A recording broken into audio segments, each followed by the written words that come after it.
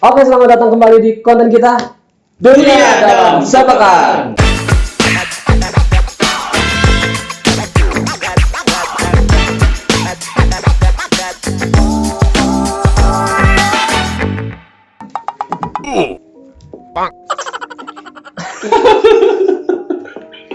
Oke, jadi kita sekarang masuk ke episode kedua ya.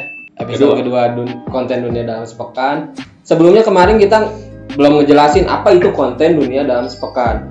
Betul. Gimana Ku? Bisa dijelasin nggak? Jadi Dunia Dalam Sepekan itu membahas berita-berita yang bisa dibilang unik Ya. dari penjuru dunia. Karena berita-berita tersebut gak mungkin ada di Jarang mungkin ya. jarang ada berita-berita yang di televisi membahas berita seperti ini. Oh ya, jadi kita ambil berita-berita yang anti mainstream ya. Iya, yang anti mainstream.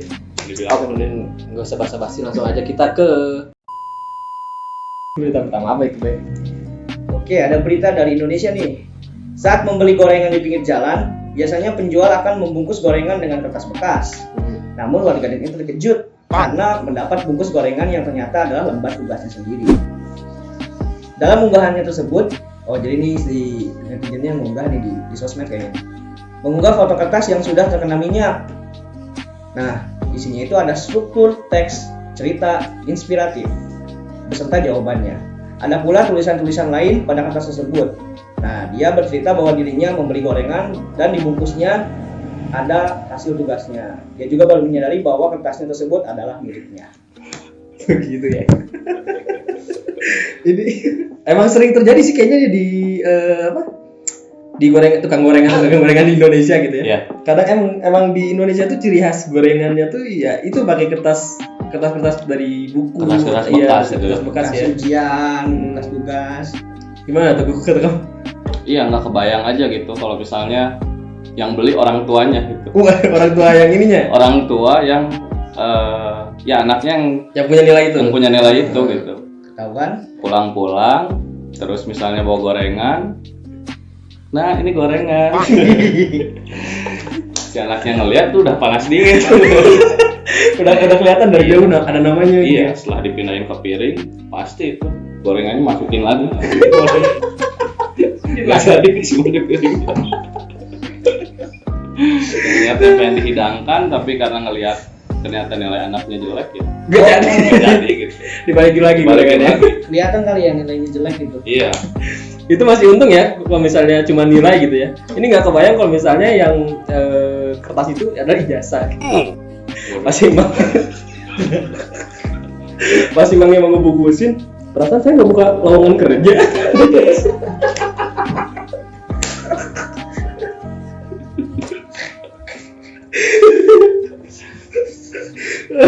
Iya. Ngapain juga kalau jas? Masih bingung. Tapi kalau brother gimana? Apa? Kalau ternyata nilai brother gitu. Kalau saya sih kayaknya nggak mungkin. Soalnya saya kalau dapat nilai jelek tuh langsung aja bakar. Enggak dijual. Simpan. Enggak ya, benar sih. Oke, lanjut ke berita kedua. Ada berita apa, Be? Oke, ini datang dari negeri India. Polisi yang bertugas di wilayah Madhya Pradesh, India akan diberikan gaji yang lebih tinggi jika memiliki kumis. Di sana kumis merupakan lambang ketampanan dan kewibawaan yang terpancar dari seorang pria. Mengutip dari BBC, menurut Mayang Jain, kepala kepolisian di distrik Jabua, Madhya Pradesh, polisi yang memiliki kumis akan memancarkan aura yang berbeda. Ia menambahkan bahwa kumis dapat meningkatkan kepribadian para polisi. Selain mendapatkan aura khusus, polisi berkumis juga akan memunculkan energi yang lebih positif.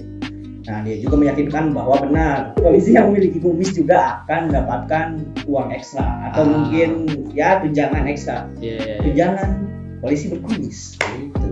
Keren juga sih. Karena membawa aura positif. Aura positif ya. Iya. Kayaknya kalau Mas Adam siapa? Mas Adam. Suaminya Inul. Iya. Kayaknya bakal dapat gaji gede kalau jadi polisi di sana. Kumisnya baplang. Banyak. Sangat tebal. Sangat tebal. Iya, makanya kan semakin tebal kumis, Semakin gede kan. Dapat insentif yang lebih kan. Oke, betul. Iya. Kayaknya buat Mbak Inul saya rekomendasiin Mas Adam Polisi aja. kepolisian India. Polisi India. Bagus. Tapi ini keren gitu maksudnya kalau di India gitu kan polisi punya kumis tebal, dia bakal dapat apa tadi? Dapat gaji ekstra lah atau Gaji ekstra. dapat tunjangan lah. Oh, dapat tunjangan. Dengan kumis. Coba misalnya kalau mereka polisi India itu ke Indonesia, di Indonesia malah jadi pelawak Facebooker, jadi opi kumis. Opi kumis. Kunci.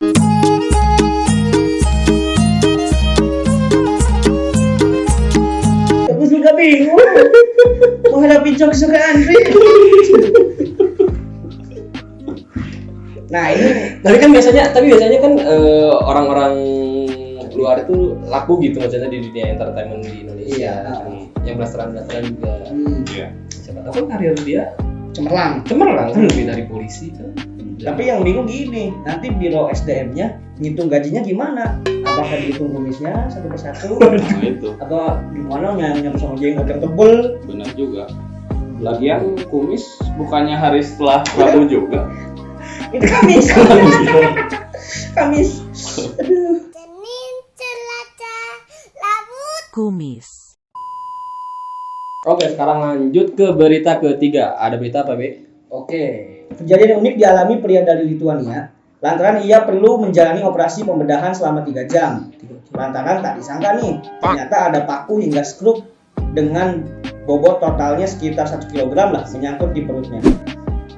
Kejadian unik ini bermula ketika pasien yang tidak diungkapkan identitasnya itu datang ke rumah sakit Klaipeda University Hospital. Ia mengaku mengalami sakit perut dan tidak berbicara banyak soal penyebab sakit perutnya.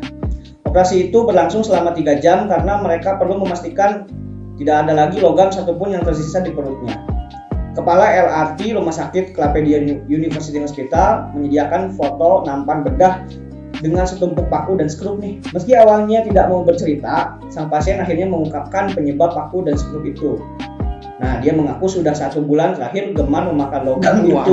Usai dirinya stop mengkonsumsi minuman beralkohol. Kirain saya disantet nih Pak. Taunya emang dimakan sendiri. Ngeri. Oh, jadi dia menghindari ini apa? Menghindari alkohol. Ya dia udah stop alkohol katanya. Gak tahu ini gimana sakau apa gimana gitu. Semoga. Jadi mungkin sudah bosan sama minuman keras. Jadi pengen yang keras beneran. Dia pengennya makanan yang keras, bukan minuman keras lagi. Pengen next step sebenarnya dia. Pengen mabuk level up.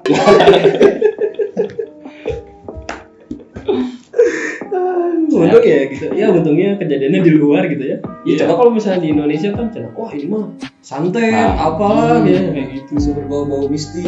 Iya. Karena mistisnya kuat gitu kan ya. Iya. Di pasti Indonesia. Iya pasti dihubungin sama hal gaib ya. Iya. Kalau mau santet dari sini. Tapi enak dia gitu kalau misalnya lagi gabut gitu mikir, aduh pengen bikin rumah. Wih, keluar. Sama skop. Tinggal bangun enak. Nah kan keluar paku nih.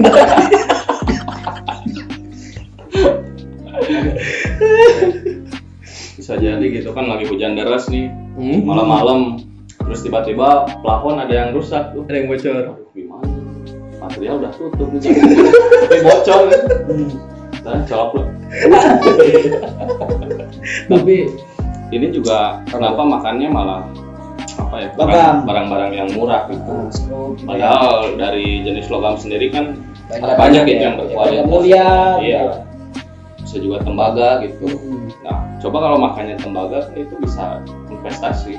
Oh. Karena dari sumber yang saya dapat, harga rongsok tembaga tuh makin hari makin naik. Kian naik ya. Iya. jadi namanya bukan lagi investasi reksadana ya, tapi investasi dalam tubuh. Iya. Oke, lanjut ke berita keberapa ini? Berita keempat ya? Iya. Iya. Iya, ke berita 4. Oke. Untuk menyenangkan istrinya yang suka melihat pemandangan dari berbagai arah, seorang kakek berusia 72 tahun di Bosnia membangun rumah yang bisa diputar 360 derajat. Rumah unik ini terletak di daratan di utara Bosnia dekat kota Serbak. Rumah berputar ini dirancang oleh Pusik secara otodidak. Rumah itu menyajikan pemandangan ladang jagung, lahan pertanian, serta hutan dan sungai.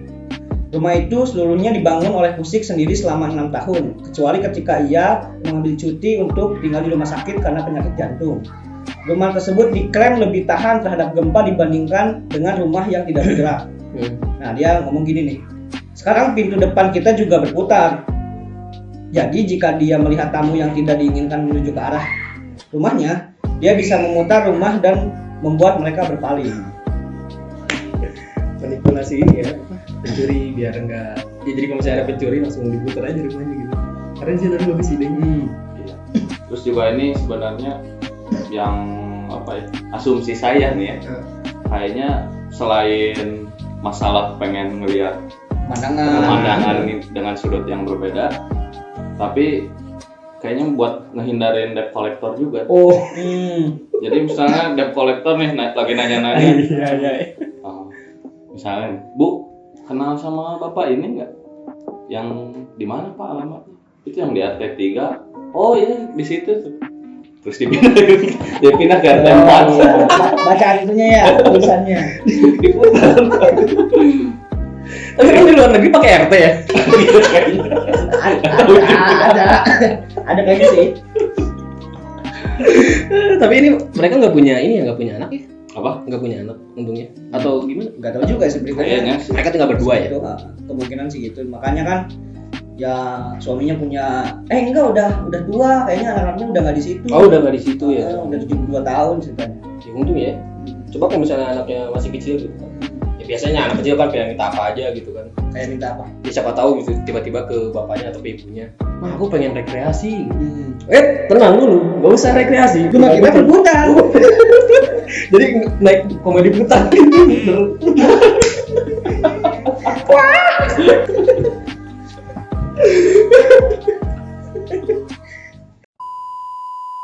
Lanjut sekarang ke berita terakhir. Gimana nih, Be? Ada berita apa? Oke. Ada seorang pria di Turki bernama Beyhan Mutlu ikut tim pencari dalam melakukan pencarian orang hilang. Uniknya, setelah berjam-jam ikut melakukan pencarian, rupanya orang hilang yang dicari adalah dirinya sendiri. Nih awalnya, berita media lokal di Turki melaporkan bahwa Beyhan Mutlu yang tinggal di distrik Inegöl, provinsi Bursa Turki Barat Laut, diyakini hilang pada Selasa 28 September 2021. Nah, mereka kemudian mencari jejak orang yang dicari tersebut nih, mencari si Mutlu.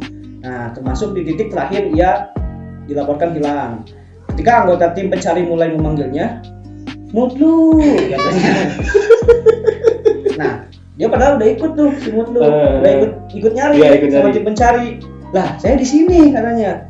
Setelah kebenaran itu terungkap, Mutlu diantarkan ke rumahnya. Tim pencari mengatakan mereka tidak tahu Mutlu adalah orang yang mereka cari. Nah, Mutlu sempat bergabung dengan regu tim pencari tersebut kan tadi selama beberapa jam sebelum ia menemukan dirinya sendiri. Gitu, jadi Kok bisa ya? Ini kenapa sih orang amnesia atau gimana? Gak ngerti. Saya juga. kayak bukan amnesia deh maksudnya. Jadi dia nyari. Nah, si tim pencari nyari. Nah, padahal si Mutlu tuh udah ikut nyari juga. Nah, si Mutlu nggak tahu bahwa si tim pencari itu nyari Mutlu. So, kayaknya nggak ada koordinasi gitu. Yaudah, ini gini ya, kita reka adegan ya misalnya. Kan nggak mungkin dong tiba-tiba polisi nyari, kan pasti ada laporan. Tim penyelamat, bukan tim penyelamat. Oh, tim penyelamat. Tim SAR gitulah. Ya tapi kan pasti ada laporan kehilangan orang dong, pasti kan. Nah, makanya tim SAR langsung nyari orang kan. Ya misalnya kita reka adegan misalnya si siapa itu si Mutlu gitu ya. Mutlu. Si Mutlu tiba-tiba kan telepon. 14.045 McD salah itu. Misalnya telepon gitu 911 telepon 911. Halo. Iya. Ini saya mau ngabarin nih ada orang hilang. Iya. Siapa? Kata polisinya. Siapa? Tim saya SAR. sendiri. Tim SAR. Ini polisi wae. Polisi. Oh, tim SAR kira polisi. Kita ulangi. Ada bosan yang seperak. Salah wae.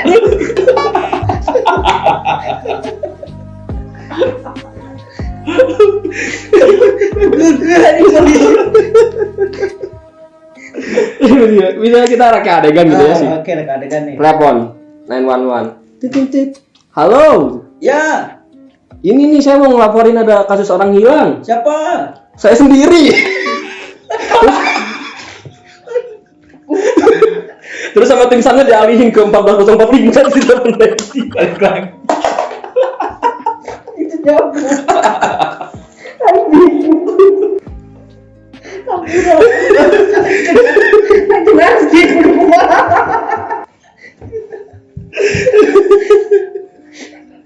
Jauh di bayang-bayang aing jokesnya. Kayak gini. Aduh, ini capek. Ya benar gimana? Nah, jadi si Mutu itu teh sebenarnya apa pekerjaannya? Nah, nggak tahu. Oh, nggak dijelasin. Oh, nggak jelasin. Atau mungkin gini lah, kayaknya dia tuh main terus kayak ke gunung atau ke hutan gitu, terus hilang. Mungkin ada yang ngabarin ke tim SAR. Oh. Nah dia hilang nih, padahal maksudnya mungkin ketiduran Iya. atau gimana gitu. Nah tiba-tiba kok banyak tim SAR Tim nih, SAR, ya. gabung nyari Gabung. nyari sokap sih gitu. Kok bisa?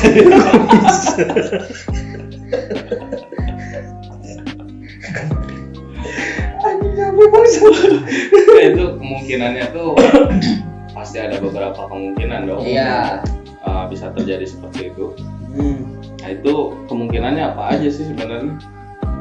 Kayaknya menurut kalau teknisnya mungkin salah atau miskoordinasi Miskoordinasi mungkin ya. mungkin. Tapi nggak di situ nggak dijelasin hilangnya di mana gitu. Di tadi tempat itu tapi enggak sih. Kalau jelasin dia kerjanya apa atau ke tempat itu ngapain gitu. Nggak tahu juga. Intinya mah si Mutu teh culangung. Culangung. Lagi culangung. Apa culangung coba? Translate aja lah di bahasa Sunda, cari tahu arti culangung. Jarambah menurutnya.